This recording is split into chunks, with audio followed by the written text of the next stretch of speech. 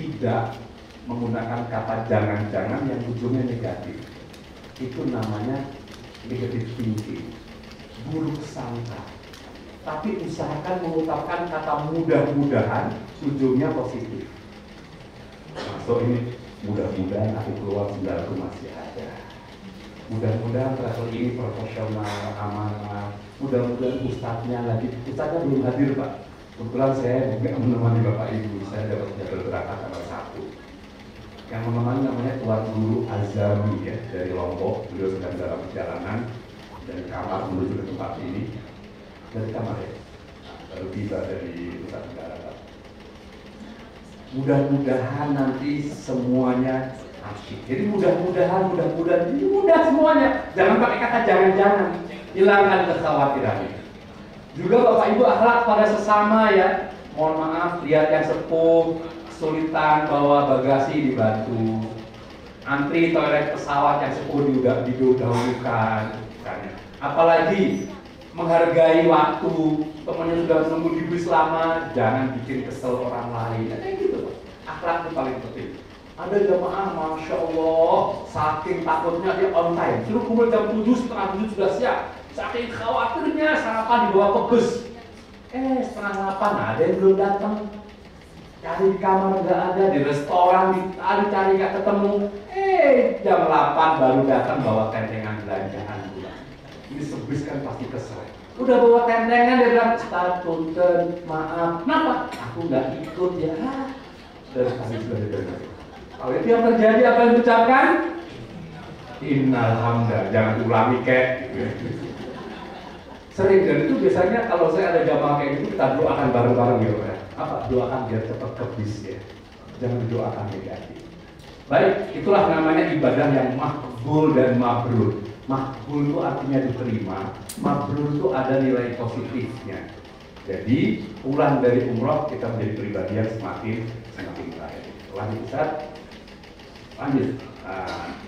Bapak Ibu sekedar pengetahuan saja, kita perlu tahu haji dan umroh beda. Yang Bapak Ibu lakukan esok itu umroh ya, bukan haji. Dan umroh itu bukan rukun Islam. Mohon maaf, berapa kali pun umroh kalau belum haji masih punya hutang, belum lunas rukun Islamnya. Ya, Bapak Ibu saya anjurkan segera daftar haji bagi yang belum haji, karena haji itu murah sekali di Indonesia, apalagi tahun ini subsidi pemerintah begitu banyak. Bandingkan dengan haji kakek kita dulu, jual sekian ekor sapi, jual sawah. Haji sekarang murah, apalagi sekarang beberapa lembaga keuangan memberikan dana talangan untuk bisa dapat nomor porsi. Jadi Bapak Ibu yang saya hormati, sebagai segera daftar biar kita nggak punya hutang. Maaf, karena Bapak Ibu sudah sampai sini ya, nggak mungkin dibatalkan. Beberapa orang malah menyarankan haji dulu, umroh belakangan. Ya, apalagi kalau dananya terbatas ya. Haji dulu Pak, kan haji itu rukun Islam dan wajib, kalau umroh tidak. Bapak Ibu di sini ada yang belum haji, ada ya, ada yang belum daftar juga. Oke, saya tanya tapi jangan dijawab dengan lisan. Saya khawatir jadi doa ya, dalam hati masing-masing. Bapak silahkan tanya, kenapa Bapak Ibu belum haji? Jawab sendiri-sendiri. Tapi jawaban yang paling jelas, kira-kira belum serius, itu yang paling jelas. Kenapa? Karena kalau saya suka hubungannya nggak nyambung. Kapan belum haji Ustaz, baru-baru haji, anak masih kuliah, ada yang belum juga nikah, belum renovasi. Apa hubungannya? Orang yang jawab seperti itu orang membatasi haji seolah-olah monopoli orang kaya. Seolah-olah haji itu untuk orang yang punya duit. Salah besar. Nggak ada ayatnya. Coba lihat ayatnya. Walillahi 'alan nasi hajjul baiti man istata'a ilaihi sabila. Allah wajibkan haji bagi orang yang mampu, bukan yang kaya, bukan berduit, bukan orang yang berlimpah harta, tapi yang mampu. Dan Allah tidak memanggil orang yang mampu saja, tapi Allah mampukan orang yang terpanggil. Pak, ada nggak orang kaya tapi belum haji? Ada? Ada orang yang belum kaya tapi haji?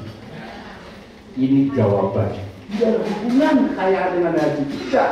Yang ada keseriusan menyambut panggilan Allah. Walladzina jahadu fina lanahdiyannahum subulana. Allah janji, siapa yang sungguh-sungguh di jalanku, lanahdiyannahum, pasti akan aku tunjukkan, aku mudahkan. Bukan cuma jalan, tapi subulana, jalan-jalan menujuku. Alhamdulillah saya diberi amanah untuk memimpin jamaah haji dari tahun 97, Pak. Sering saya punya pengalaman, saya pernah bawa tukang sambel berangkat haji. Karena bosnya nggak doyan makan kalau nggak sambal bikinan dia. Pernah ada tukang pijit, bosnya kesel. Pernah ada tukang sampah. Kami pernah bawa pemulung berangkat haji dari Cikarang. Saya pernah bawa tukang nasi uduk yang penghasilannya nggak seberapa, tapi Allah takdirkan berangkat haji. Bahkan ada tukang bubur naik haji, itu sinetron.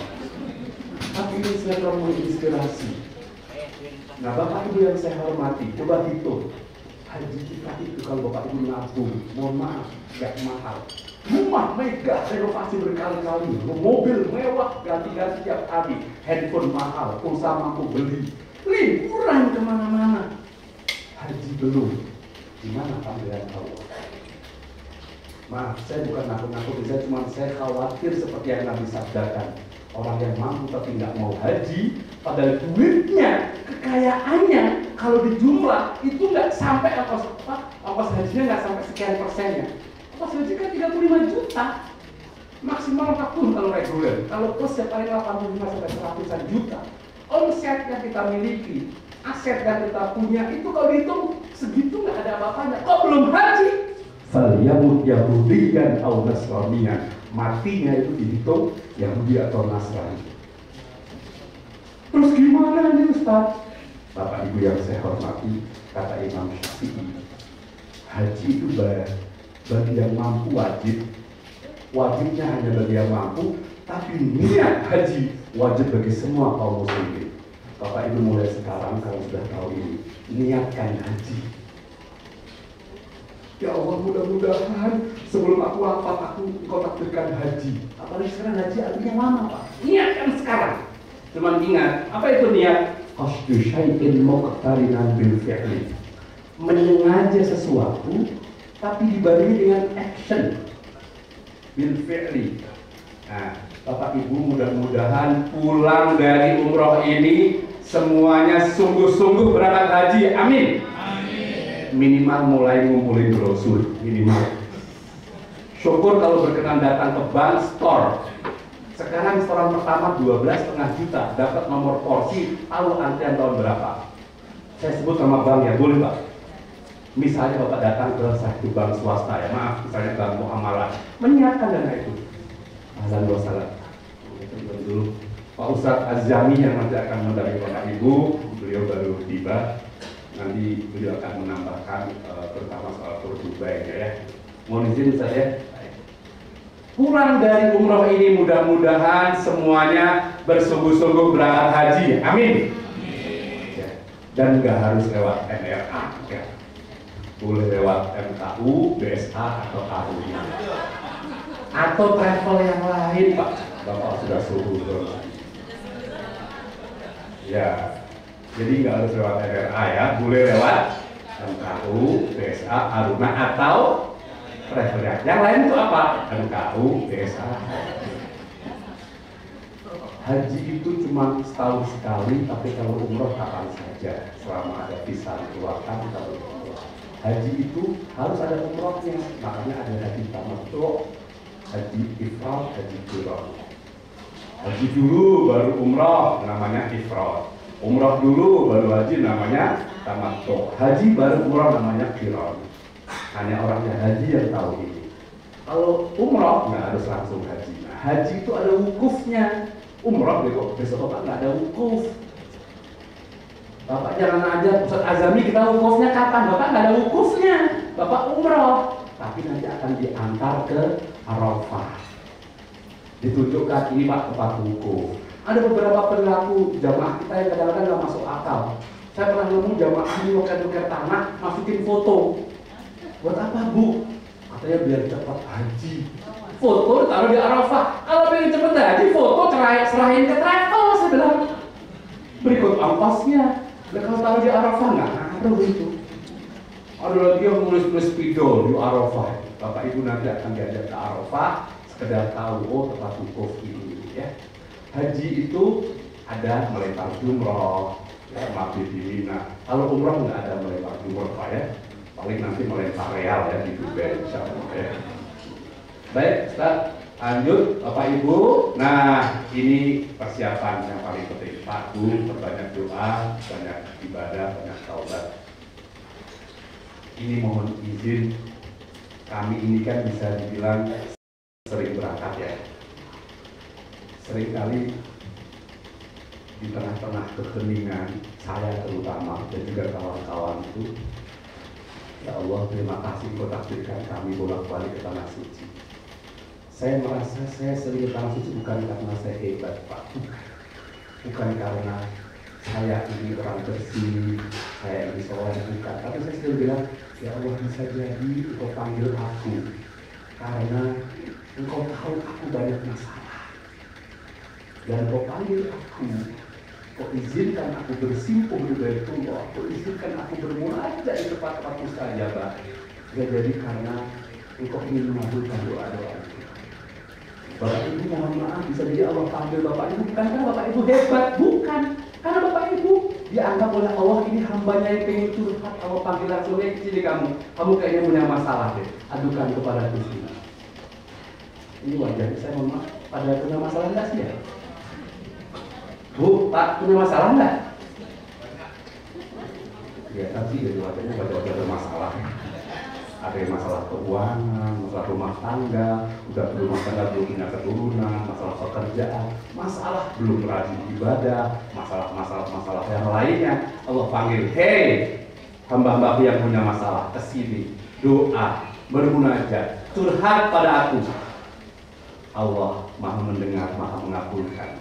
Kadang-kadang curhat sama teman sudah bisik-bisik, jangan cerita siapa-siapa, cuma kamu yang saya kasih tahu. Besok saya RT dengar semua. Ternyata teman yang kita curhati pada ngaku semua kan. Yang kedua, Allah panggil kita bisa jadi Pak, karena Allah tahu kita banyak dosa. Hei Sugiarto, kira-kira gini, kamu gak pernah berhenti berbuat dosa. Kamu tiap hari melakukan kemaksiatan. Kesini kamu, taubat.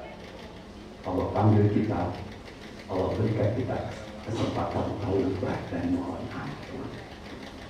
Biar berkurang dosa-dosa kita, bahkan biar lenyap dosa-dosa kita, biar hilang itu noda-noda di hati kita. Allah beri kesempatan itu. Manfaatkan haji ini untuk bertaubat kepada Allah Subhanahu wa Ta'ala, terutama yang punya dosa. Dia hadir pada masa punya dosa nggak? Pak Bu, punya dosa nggak?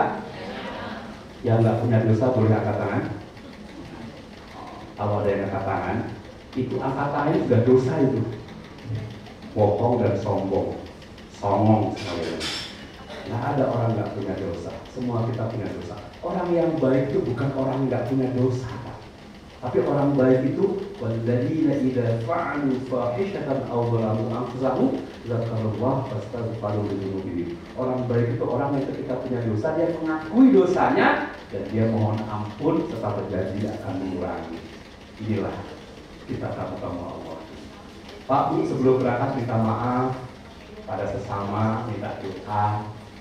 Sebaiknya langsung, kalau nggak langsung telepon, video call. Jangan nulis di status medsos. Antara minta doa, minta maaf, dan pamer beda tipis. Ini sekarang udah ada di medsosnya H-1. Apa itu maksudnya?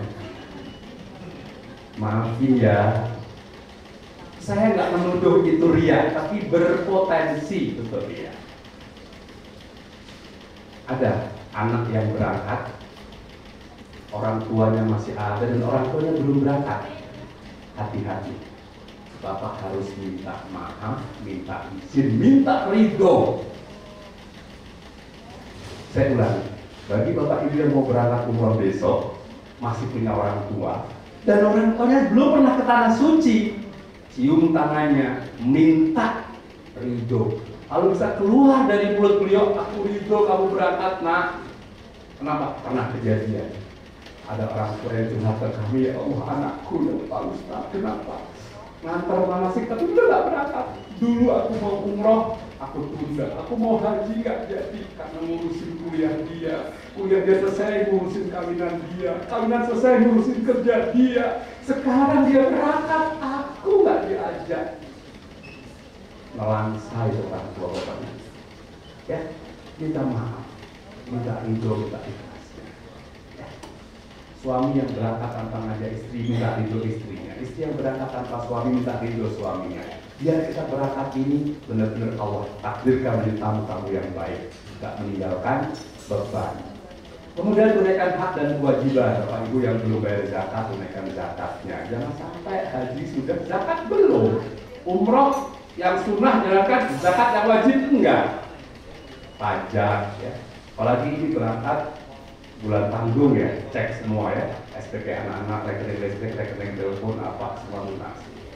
Sebelum berangkat kalau memungkinkan, bagi yang berangkat yang membawa keluarga, kumpulin keluarga, pesan. Bu, ini manfaatnya luar biasa. Duduk bersama, nah, apa mau berangkat ya, ibu berangkat ya, nah, doain papa, mudah-mudahan papa lancar, bisa kembali lagi. Kalau sekiranya nanti Allah panggil papa dari dasar nah, kalau itu anak, kalau kita menghayati berwasiat ini, pernah ada anak saya menerbitkan air mata. Yang tadinya keras hatinya jadi lembut.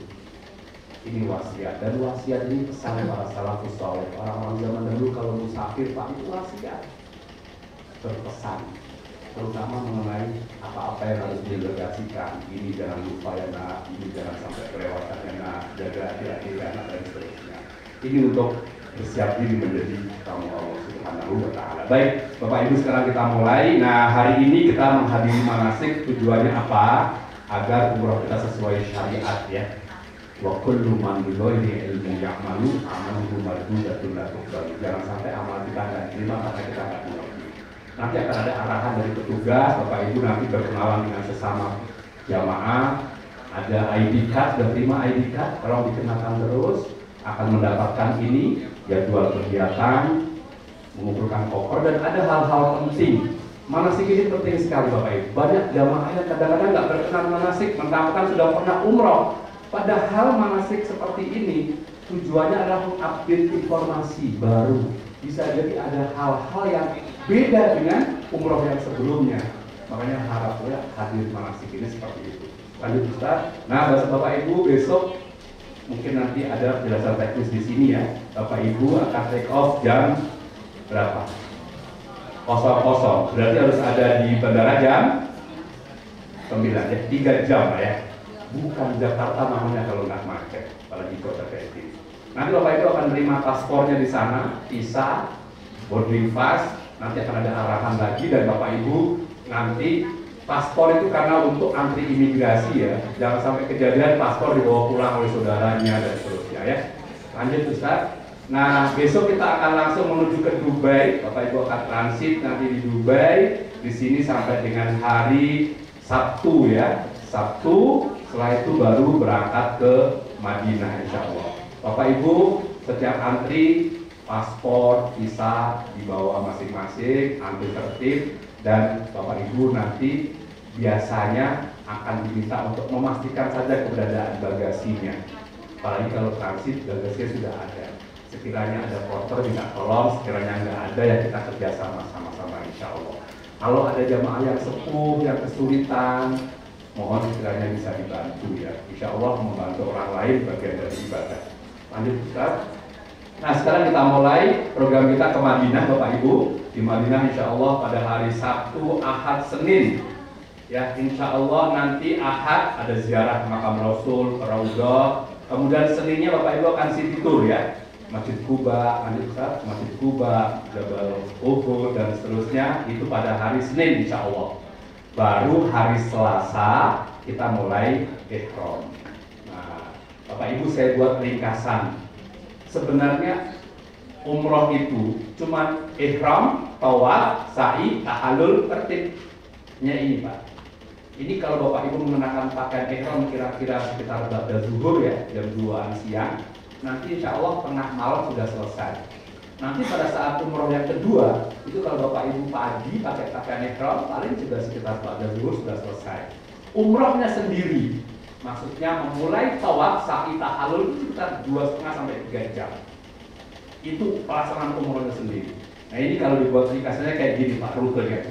Ihram dari mikot ya, dalam hal ini nanti di Bir Ali atau Dzul Hulaifah menuju Mekah, tawaf 7 putaran, langsung sa'i 7 putaran, potong rambut, tahallul, sudah selesai.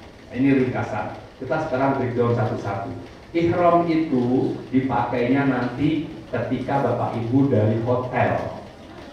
Kenapa? Karena di Bir Ali, di Dzul Hulaifah tidak ada tempat yang representatif untuk ganti pakaian. Khawatir terbuka aurat. Jadi pakai dari hotel, Pak.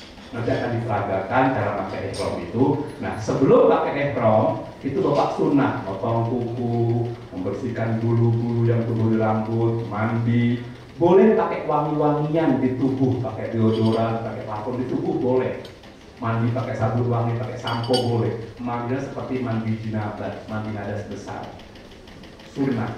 Kemudian sholat sunnah ihram. Dianjurkan sholat sunnahnya nanti di masjid saja, ketika masih ada di Nabawi, sehingga pada saat di Dzul Hulaifah Bapak Ibu hanya sholat tahiyatul masjid saja, ya, karena kita sudah jamak takdim zuhur dan asar. Ba'da sholat asar sudah tidak ada sholat lagi ya, kecuali yang ada asbabnya. Nah begitu Bapak sudah niat, nanti akan dipandu oleh ustadznya di atas bus. Yuk sekarang kita latihan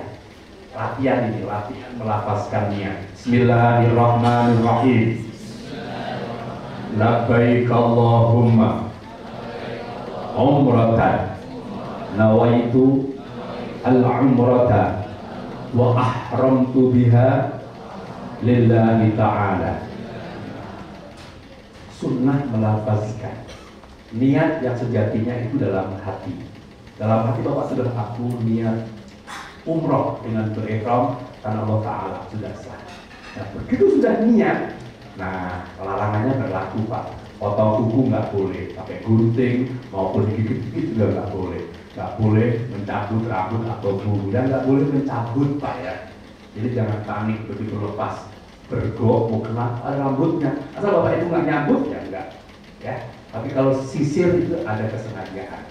Hindari sisir dulu. Nggak boleh pakai wangi-wangian. Ya, termasuk kalau dapat nasi box ada tisu basah wangi jangan dipakai. Laki-laki nggak boleh pakai peci, perempuan nggak boleh nutup muka dan telapak tangan. Mohon maaf, termasuk niqab atau cadar. Sebagian ulama melarang, tidak boleh pakai cadar. Walaupun ada sebagian yang membolehkan, tapi harus pakai semacam kanopi itu, nggak boleh nempel di muka. Siapa itu yang boleh pakai cadar? Wanita yang cantik sekali, yang saking cantiknya sudah laki-laki yang udah pingsan. Atau sebaliknya yang jelek sekali, artinya yang wajahnya menimbulkan fitnah kira-kira gitu, itu boleh tutup-tutupi.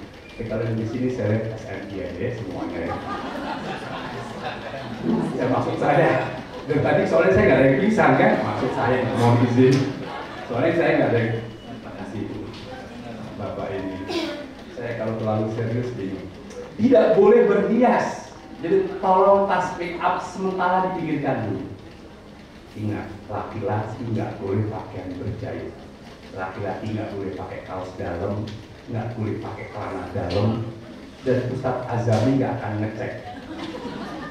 Mau ngecek Ustaz? Tapi kalau ibu-ibu mau ngecek suaminya boleh. Oh aman. Tidak boleh bertengkar, berdebat, berkata porno.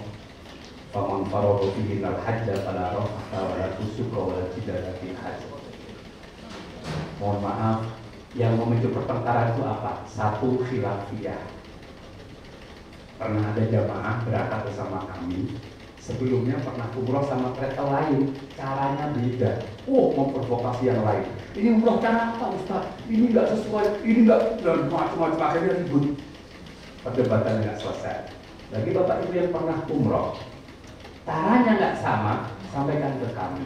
Kita diskusi baik-baik. Insya Allah kami bisa pertanggungjawabkan. Urutan-urutan umroh yang kami sampaikan dalam manasik ini, insya Allah semuanya ada rujukan yang bisa dipertanggungjawabkan. memang ada beberapa perbedaan. Contoh tadi, ada yang di Bir Ali itu niatnya di dalam masjid, ada yang di bus, ada yang sholatnya di Bir Ali, ada yang di, semuanya itu benar, semua ada argumentasinya, semuanya tidak salah. Tetapi yang salah kalau kita ribut nggak punya ilmunya, makanya hindari. Apalagi perdebatan yang mungkin muncul, maaf, saya pernah bawa umroh menjelang pilkada DKI. Yang satu pro nomor 1, satu pro nomor 2, ribut di bus, nggak sapa-sapaan, sampai diem-dieman gara-gara ada ribut, ngasih julukan yang macam-macam gitu. Akhirnya saya bingung di bus, saya pikir aja doa langsung, Bismika Allahumma, daripada ribut. Dilarang melakukan hubungan suami istri. Kalau sampai dilakukan, ini sanksinya menyembelih seekor onta, damnya, dan umrohnya batal. Dan pernah kejadian pengantin baru.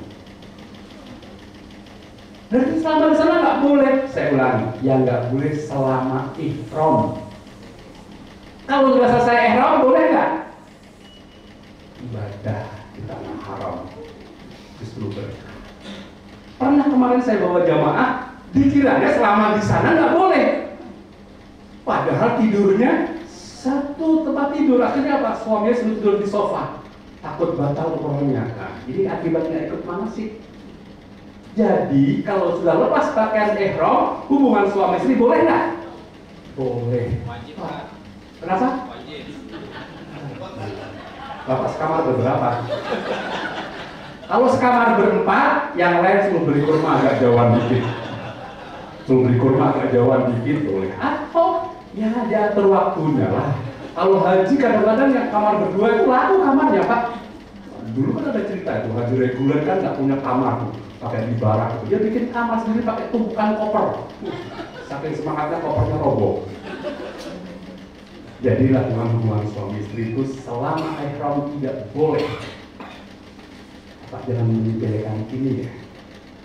Pak, ketika kita pakai pakaian ihram, itu nanti setan yang mengganggu kita, itu pangkatnya bukan lagi sirsan atau kopral Pak. Minimal irjen lah Pak.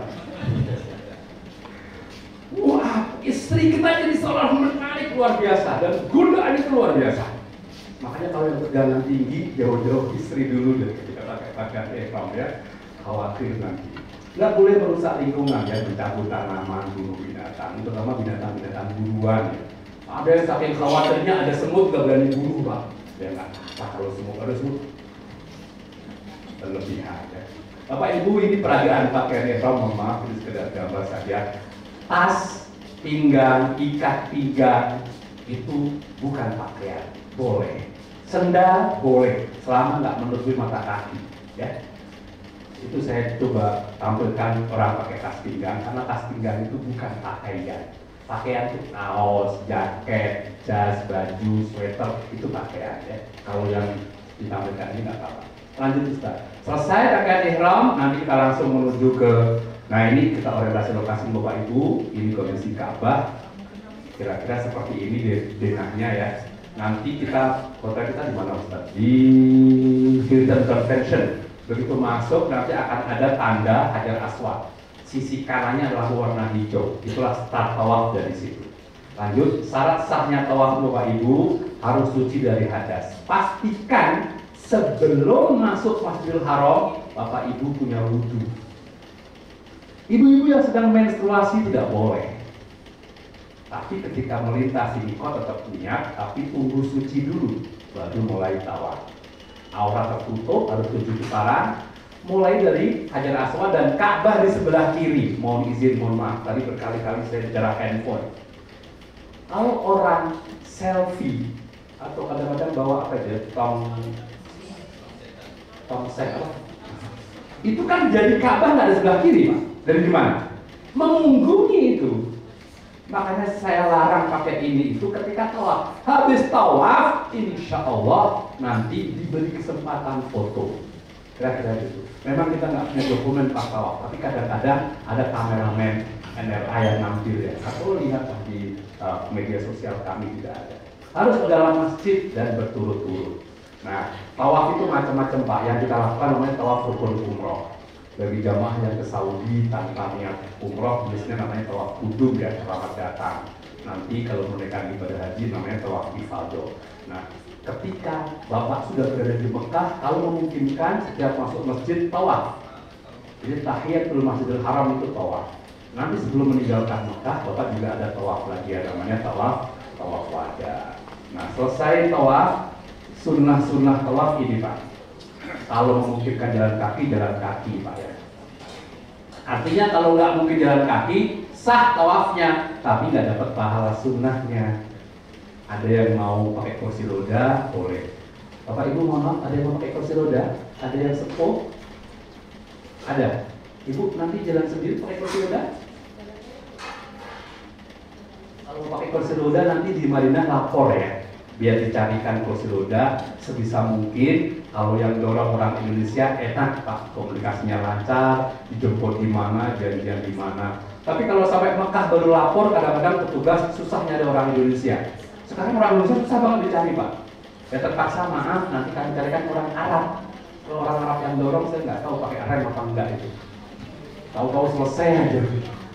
Laki-laki disunahkan membuka bahu sebelah kanan ya, namanya ittiba. Tadi di video yang sebelum Bapak Ibu mulai masih diputarkan. Nah, putaran pertama sampai 3 itu kalau memungkinkan lari-lari. Tapi karena kita padat berombongan, sepertinya nggak memungkinkan. Cukup simbolis saja. Menghadap Hajar Aswad wajahnya. Jika memungkinkan mencium atau mengangkat tangan. Kami memutuskan melarang Bapak Ibu mencium Hajar Aswad ketika pakai ihram. Cukup angkat tangan. Menghadap ke kiri. Bismillahirrahmanirrahim. Istilah. Boleh diperagakan Bapak Ibu hadap ke kiri. Tangan diangkat, nah, tangan diangkat ya. Makanya tadi sunnah memotong bulu-bulu itu diantaranya itu tujuannya. Biar yang sebelah nggak komen. Nah. Bismillahirrahmanirrahim. Sekali aja Pak. Oh deh. Lebay itu.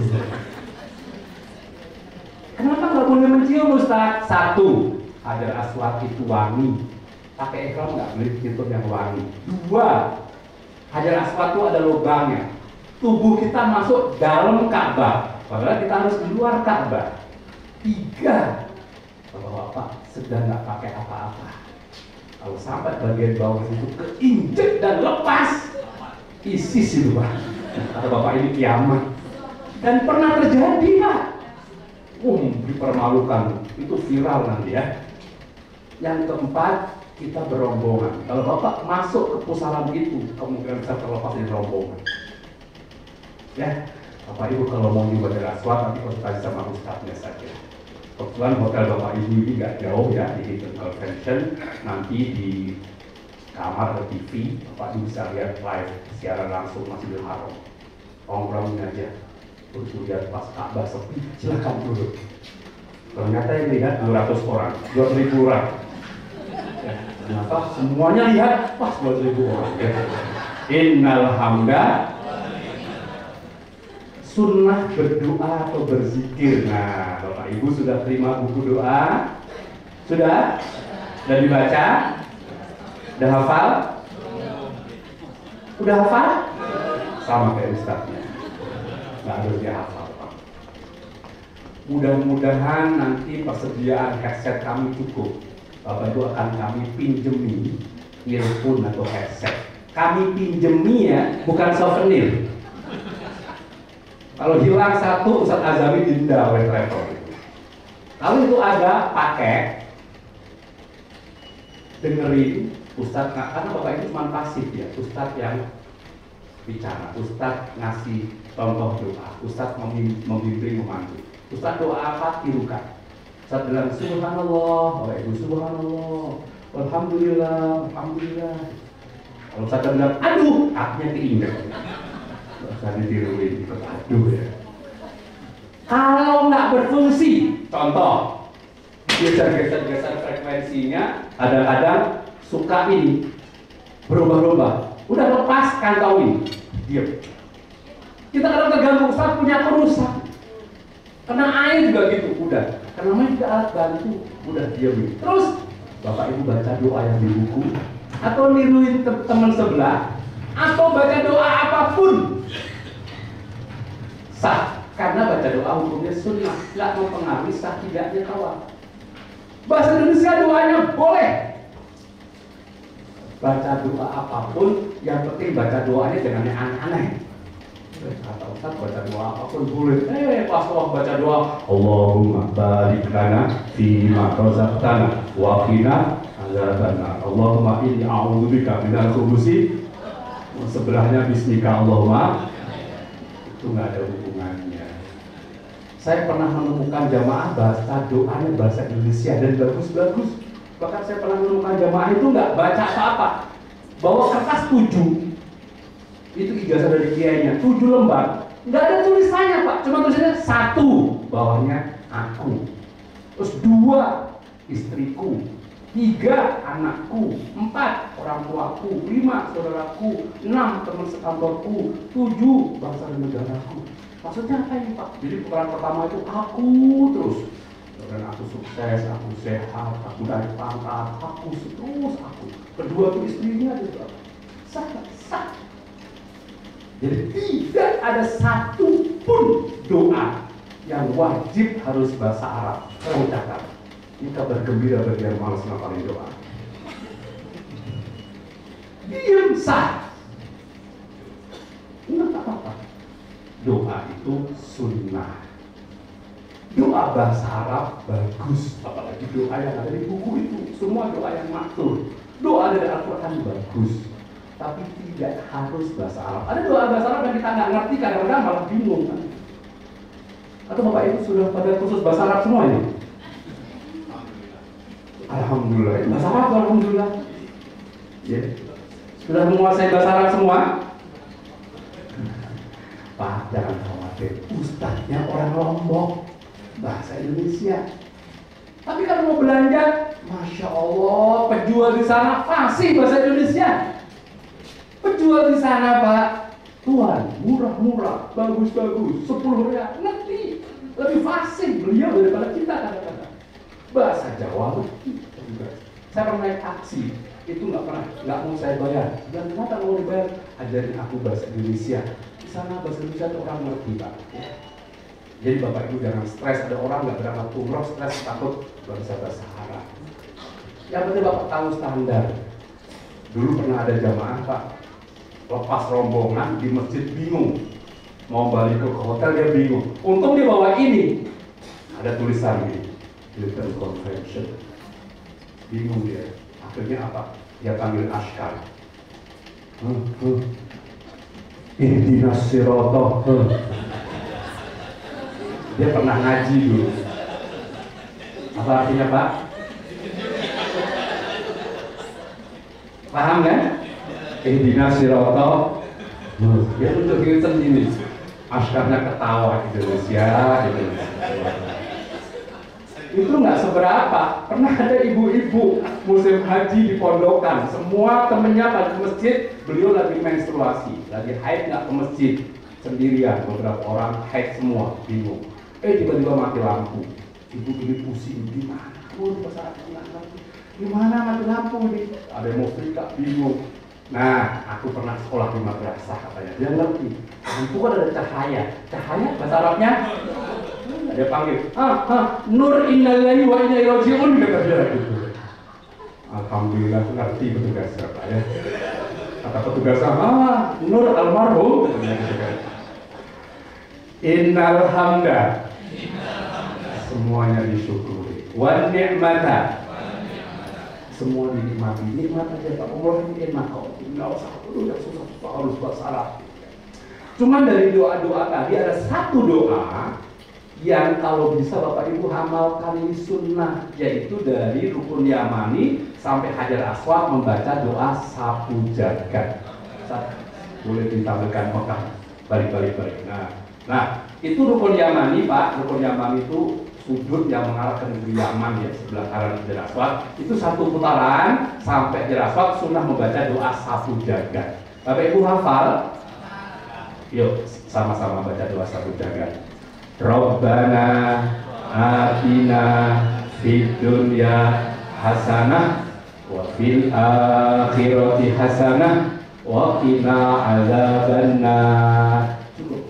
Ustaz Ahzabi nambahin nanti wa adkhilnal jannata ma'al abrar ya aziz ya ghaffar ya rabbal alamin. Rabbana atina itu doa sabu jagat namanya. Itu sunnah. Nanti semua jamaah sampai situ baca itu. Pak Ustaz, kalau headsetnya rusak, kalau semua putaran aku baca Rabbana atina aja boleh nggak? Boleh. Putaran pertama, 2, 3, 7 Rabbana atina boleh nggak? Sah nggak? Sah, nggak apa-apa. Paling kalau mereka bilang tanya, nggak ada yang lain Pak gitu. Apanya Rabbana atina ya, nggak apa-apa.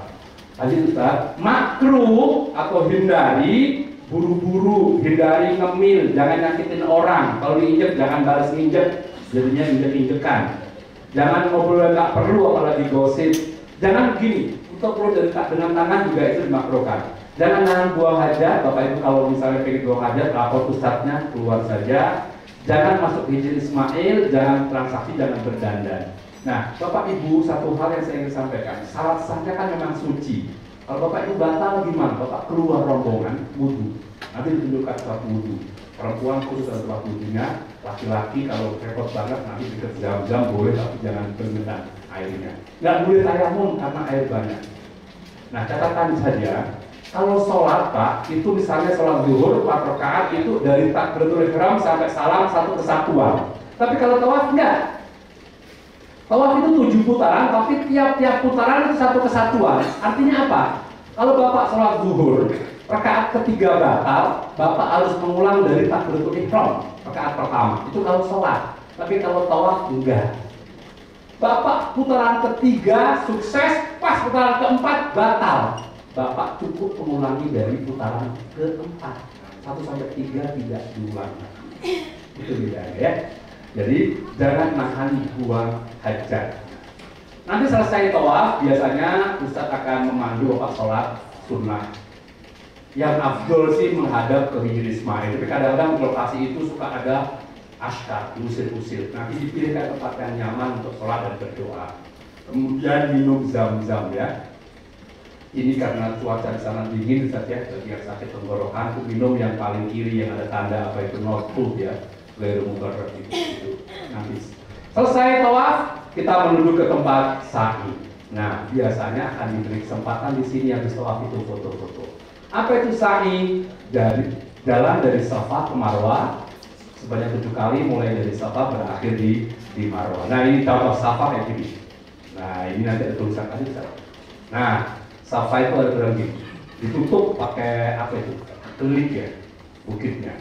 Bapak nggak harus naik sampai sini. Begitu sudah ada Safa start here, udah itu bisa muter balik. Lanjut nanti berakhir di Marwah. Marwah seperti ini Pak. Batunya juga ditutup. Itu yang bagian bawah ya. Yang atas tinggal dikit-dikit sisanya aja. Nah dinamanya seperti itu. Lanjut. Nah setiap dari Safa ke Marwah itu ganjil, dari Marwah kembali ke Safa genap. Jadi Safa Marwah dihitung 1, Marwah ke Safa dihitung 2. Lebih kurang sekitar 400 sekian meter ya, hampir setengah kilo. Nah Bapak Ibu yang saya hormati, ada pilar warna hijau. Sekarang sudah ada pilarnya, yang ada plafonnya warna hijau. Lanjut Ustaz, syarat sahnya ini. 1, harus setelah tawaf, harus di tempat sa'i, harus 7 kali, dimulai di Safa, berakhir di Marwah. Lihat Bapak Ibu syarat sahnya, tidak harus suci. Jadi kalau ketika tawaf, Bapak Ibu wajib punya wudhu, tapi pada saat sa'i nggak punya wudhu nggak apa-apa. Begitu sa'i Bapak Ibu yang ingin buang angin, jangan ditahan. Ingin buang angin silahkan, nggak apa-apa. Begitu bisa buang angin, silahkan minggir. Yang penting minggir ya, nanti kata lihat siapa yang minggir ya. Ketika sa'i batal hanya nggak mendapatkan pahala sunnah saja, karena sujud dada itu bagian dari sunnah sa'i. Nah sama dengan tawaf, kalau nggak mungkin jalan kaki, Bapak Ibu bisa sewa kursi roda di sana. Nah ada 2 tanda warna hijau, itu saya tunjukkan di sana lampu warna hijau atas itu sunnah lari-lari kecil bagi laki-laki. Bagi perempuan biasa saja, tapi biasanya lari kecil malah perempuan. Sunnah baca doa ya, bukan baca Pancasila, nanti viral. Baca doa. Kalau tawaf sunnahnya tasbih diperbanyak, kalau sa'i sunnahnya takbir diperbanyak. Tapi takbir biasa aja, nggak usah dilakukan, nanti dikira lebaran ya. Sunnah juga terus menerus. Artinya kalau Bapak Ibu kalau nggak terus menerus mau istirahat juga boleh. Istirahat dulu, selonjoran, minum zam-zam lagi juga boleh. Ustaz duluan aja. Tapi yang penting melanjutkannya dari tempat itu tadi. Nah, sunnah juga Bapak Ibu bersih dari najis. Ketika kena najis sah, tapi nggak dapat sunnahnya. Kadang-kadang ya mohon maaf yang tadi pengen buang hajat tahan, tapi itu mengurangi kesunahan. Hindari cara yang nggak perlu nyakit orang. Ada area tengah. Mohon maaf sebelumnya. Area tengah itu khusus bagian kursi roda Bapak Ibu. Walaupun kosong jangan masuk area tengah ya. Pernah kejadian jamaah yang patah tulang terdorong. Maka walaupun kosong itu bukan hak kita. Bisa. Baik Bapak Ibu, sa'i ini lebih lurus, lebih nyaman, lebih enak. Rata-rata sa'i itu Safa Marwah sekitar 10 menitan, lebih kurang. Jadi kalau 7 putaran ya 70 menit lebih kurang. Saya pernah bawa sa'i itu 5-6 menit. Yang saya bawa tentara semua. Ngos-ngosan, saya harus alhamdulillah. Masya Allah. Dipaksa saya. Itu dulu bawa tentara. Nah, sa'i itu 10 menit setiap putaran, kalau juga 70 menit. Tawaf itu juga sekitar 1 jam lebih kurang, jadi 2 jam. Nah, tahallul itu ibarat sholat ya salamnya. Nah, mencukur atau menggunting rambut kepala dalam rangka mengakhiri atau menghalalkan larangan ihram. Artinya apa? Setelah tahallul ini yang tadi dilarang sudah boleh. Termasuk tadi hubungan suami istri, pakai sabun nggak boleh, pakai pakaian kerja itu laki-laki sudah boleh. Syaratnya apa? Potong rambut dulu, minimal 3 helai. Bagi laki-laki kalau bisa nanti botak, nanti ditunjukkan pada ustadz gimana tempat botak ya. Ya kalau mau halus, licin, rapi 15 real, kalau 10 real agak lecet-lecet dikit ya. Mau gunting sendiri boleh, atau orang lain juga boleh. Tapi usahakan sebelum menggunting rambut orang lain, rambutnya sudah terpotong dulu. Ibu-ibu hati-hati tetap jaga aurat ya, karena rambut bagian dari aurat. Dan hindari kalau ada orang yang nggak dikenal yang menawari. Kadang-kadang suka minta tips. Tapi kalau Bapak Ibu ikhlas, sudah banyak rezeki, silakan saja. Baik, cukup selesai manasik tahallul. Nanti akan ada umroh lagi, insya Allah pada hari ke-7. Hari ke-7 Pak, pada hari Kamis, insya Allah. Nah, ada beberapa hal penting yang saya ingin sampaikan. Tadi sudah disampaikan di video sebelum putar ini. Nanti di pesawat Bapak Ibu mohon tidak menggunakan air yang ada di kamar mandi pesawat karena persediaan air terbatas dan khawatirnya kalau berlimpah air itu mengganggu instalasi yang ada di sana. Jadi tayamum saja. Sudah tahu cara tayamum Bapak Ibu ya? Tayamum itu 2 kali ketukan. Ketukan pertama untuk muka, ketukan kedua untuk tangan sampai siku. Bedanya dengan wudu, tayamum itu hanya boleh untuk 1 kali sholat fardu. Jadi kalau 2 kali sholat sudah tayamum lagi. Kemudian sholat di pesawat, Bapak Ibu cukup menghadap arahnya pesawat saja, seperti ini, isyarat saja, tidak sempurna. Kalau memungkinkan begitu tiba di lokasi, ada namanya i'adah, mengulangi sholat tadi. Karena status sholat kita itu hanya untuk dihormati waktu. Kemudian berikutnya kita harus tahu Bapak Ibu jangan kaget nanti begitu tiba di Madinah atau di Mekah, 1 jam sebelum masuk waktu subuh atau sebelum fajar itu ada azan, itu belum subuh. Nah, azan subuh tandanya ada kalimat as-sholatu khairum minan naum. Kalau nggak ada kalimat as-sholatu khairum minan naum itu belum subuh. Dan azan 2 kali hanya subuh. Pernah ada jamaah saya, Bu ayo sholat asar, satu azan sekali. Nah, dikiranya semua azan 2 kali. Hanya subuh dan sholat Jumat. Jumat juga 2 kali azannya. Ini nggak berarti ini NU atau Muhammadiyah juga. Karena memang dia mengamalkan apa yang telah diusulkan oleh sahabat Umar juga. Azan 2 kali, yang pertama memanggil sholat, dan kedua azan masuk waktu ketika khatib mau naik mimbar. Kemudian Jumat subuh, baik di Masjid Nabawi maupun Masjidil Haram, biasanya, saya ulangi ya, biasanya Itu Imam Masjidil Haram atau Nabawi itu membaca surat As-Sajdah. Saya ulangi, biasanya, kadang-kadang dia, kadang-kadang enggak. Tapi ini sering. Gimana cara nandainya, Bapak Ibu yang nggak hafal Quran? Kalau menandai apakah imamnya baca As-Sajdah atau tidak, Bapak tandai. Di rakaat pertama, setelah selesai Fatihah,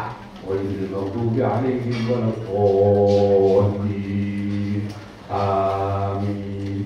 Imamnya baca Alif Lam Mim Tanzilul Kitabil La Raiba Fihi Mir Rabbil Alamin. Bapak nadanya ada Alif Lam Mim terus Tanzil. Apa Pak? Alif Lam Mim Tanzil. Makanya sebagian mufassir mengatakan nama surat ini Alif Lam Mim Tanzil. Alif Lam Mim Tanzilul Kitabil. Pas imam baca itu, Bapak dalam hati aja. Oh, jangan, nah ini dia. Bukan gitu. Ada yang nah ini dia. Ini yang kemarin gimana segitu kan. Nanti pada ayat yang ke-15, tepat pada ayat yang berbunyi innama yu'minu bi ayatina alladziina idza dzukiru biha kharru sujjada wa sabbahu bihamdi rabbihim wa hum la yastakbirun. Allahu Akbar. Imamnya sujud bukan rukuk. Karena kita berjamaah, begitu imam sujud, makmum harus ikut sujud. Jangan imamnya sujud, kitanya rukuk. Yang rukuk itu bisa jadi gak ikut manasik. Orang pada sujud, dia rukuk. Nah pas rukuk, temennya rukuk juga dia. Nah, gerak-gerak masih isyarat. Ya, tandai. Kalau imam baca kami apa Alif Lam Mim Sajdah, berarti nanti imamnya Allah Akbar sujud. Apa yang dibaca? Kalau Bapak Ibu hafal, baca doa khusus. Sajada wajhiya lillazi khalaqahu wa sawwarahu wa saqqa sam'ahu wa basarahu bihawlihi wa quwwatihi fatabarakallahu ahsanul khaliqin. Panjang banget Ustaz. Udah tasbih aja cukup. Subhanallah, alhamdulillah, la ilaha illallah, panjang Ustaz udah baca subhanallah biar ta'ala masih panjang juga subhanallah. Masih panjang, dan diem aja lah. Seperti sujud sah. Allahu Akbar. Itu imamnya belum iktidal, masih rakaat pertama. Tajaba junubuhum 'anil madhu'i. Imam melanjutkan bacaan tadi. Dan sebenarnya syariat sajdah ini bukan cuma ketika sholat. Bapak ketika dengar apapun itu beda. Saya pernah nyetir kiai saya, itu tip apa namanya MP3 di mobil, pas itu pinggir, sudah saja. Kalau enggak kita baca tasbih. Imamnya lanjutin, baru setelah itu ruku. Ya, kalau di Masjidil Haram Nabawi kan imamnya rata-rata hafal 30 juz. Makanya sering kita bilang. Kalau di sini jarang. Kalau di sana imamnya hafal 30 juz, di sini hafal juz 30. Makanya jarang. Oke, jangan kaget. Yang terakhir Bapak Ibu, setiap selesai sholat kadang-kadang ada anjuran as-sholatu 'alal amwat yarhamukumullah. Ajakan sholat jenazah. Kalau ada ajakan itu, Bapak lakukan sholat jenazah. Sebisa mungkin utamakan sholat jenazah sebelum sholat rawatib. Sholat jenazah hukumnya fardu kifayah. Tapi bukan fardu itu, walaupun kifayah itu di atasnya sunnah. Ya, artinya kalau memungkinkan ikut sholat dulu, baru setelah itu sholat sunnah rawatib. 4 takbir ya, takbir pertama Fatihah, kedua baca sholawat, sekurang-kurangnya Allahumma sholli ala sayyidina Muhammad. Mau lanjutkan wa ala sayyidina Muhammad kama shallaita ala sayyidina Ibrahim boleh. Yang ketiga, doa untuk jenazah. Kalau nggak tahu tadi mayatnya laki atau perempuan, 1 atau 2, anak atau dewasa, ada yang mengajarkan di sholli ala man shalla alaihi imam. Ya, aku sholat atas jenazah yang disolatkan imam. Nanti kalau sudah niat seperti itu, doanya semua aja. Karena imam itu doanya Allah maghfirlahu warhamhu wa'afi wa'fu. Ya, pahalanya Pak 1 kilo itu kata Nabi segede gunung Uhud. Gunung Uhud di Madinah dilipat gandakan 1000 kali. Di Mekah dilipat gandakan 100.000 kali pahala. Amin pahala ya. Tapi jangan juga bawa kalkulator gitu, berapa pahala tuh. Sampai sini nggak mau sholat lagi. Kenapa nggak sholat nih? Deposit pahala masih banyak. Tidak itu maksudnya. Artinya mumpung di tempat suci, kita banyak-banyak melakukan ibadah. Baik, Bapak Ibu, secara umum mungkin ini pengantar manasik.